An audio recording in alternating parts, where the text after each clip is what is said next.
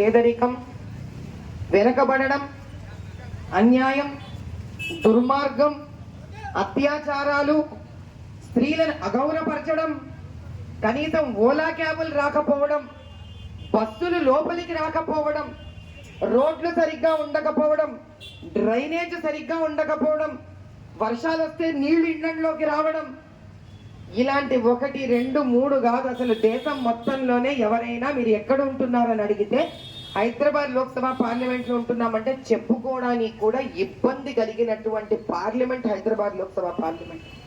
ఎవరైనా మేము సికింద్రాబాద్లో ఉంటున్నాం, జూబ్లీహిల్స్లో ఉంటున్నాం, బంజారాహిల్స్లో ఉంటున్నాము, దాని తర్వాత హైటెక్ సిటీలో ఉంటున్నాం, మాదాపూర్లో ఉంటున్నాం, అనంత గొప్పగా బహదూర్పురాలో ఉంటున్నాం, చంద్రాణిగుట్టలో ఉంటున్నాం, యాకత్పురాలో ఉంటున్నాం అని చెప్పుకోగలుగుతున్నామా మనం? ఇది మనకు మారాలంటే, మన ఆత్మ సమ్మానం, ఆత్మ గౌరవం మనకి రావాలంటే మనం ఒక్కటై ఈ రోజు అది కంచుకోట కాదు మట్టి కోట అని చూపించగలగాలి. మనం ఒక్క దెబ్బ, ఒక్క గుద్దు గుద్దితే సర్వనాశనం అయిపోవాలి.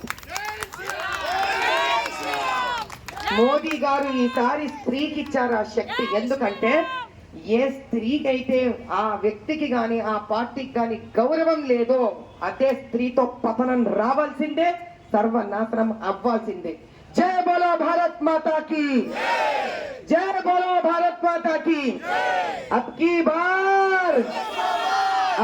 बार हैदराबाद, अब की बार बार ఒక ప్రణాళికలతో మాధవీలత గారు